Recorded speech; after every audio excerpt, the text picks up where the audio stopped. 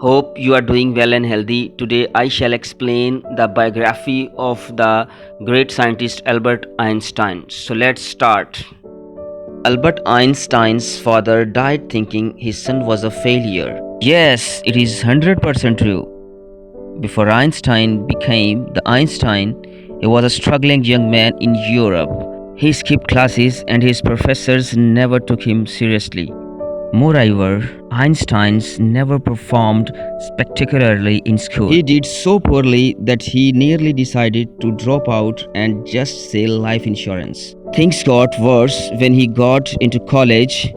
His carefree attitude towards conventional learning offended his professors. Hermann Minkowski, his mathematics professor, used to call Albert Einstein a lazy dog. Interestingly, Minkowski spent his later life developing a geometry representation of Albert Einstein's special theory of relativity. Because of his poor reputation as a graduate student, Einstein failed to secure a job.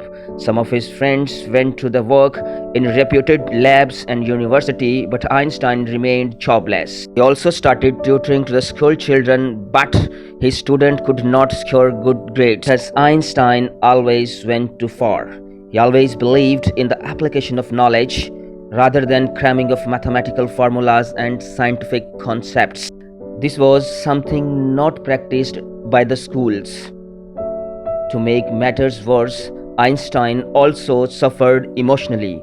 He lost of his father and a few weeks later his newborn daughter. This loss devastated the young and jobless Einstein. His failures destroyed his confidence and he had nowhere to go. To support his family, Einstein reluctantly took the job of third-class patent clerk in the Switzerland. He had never thought he would end up at the place like this, but nature had some other plans for this genius. So, at the patent office, Einstein would quickly complete his work and spent the rest of his time thinking about some of unsolved problems of physics. In 1905, Einstein published his first paper on the photoelectric effect. He had thought that this paper would bring him to the limelight, but the scientific community completely ignored this paper that came from the patent clerk. Interestingly, 16 years later, Einstein was awarded the Nobel Prize for the physics to research photoelectric effect. After that, Einstein then turned his focus on the microscopic world. His second paper explained the Brownian motion, which led to recurrent physicists to explain the existence of atoms. To his despair, no one was talking about it. Even his second paper failed to leave mark in 1905.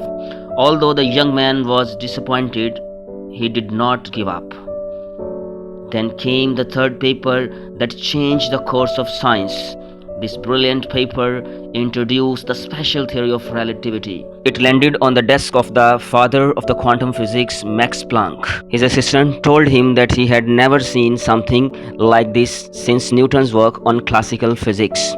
The special theory of relativity describes what happens when something travels close to the speed of light. This paper brought him fame and recognition among the scientists, but he didn't stop. In 1905, he published his fourth paper introducing the flagship equation of physics, E is equal to mc square. This equation tells the relationship between the mass and energy. Einstein's special theory of relativity later found the application in particle physics.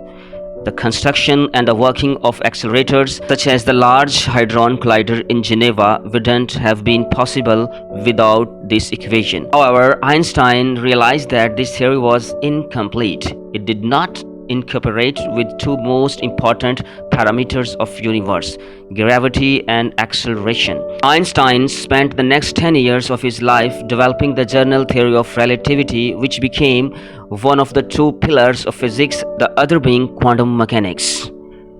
The most important thing that we can learn from the Einstein is that no matter what, we should never give up.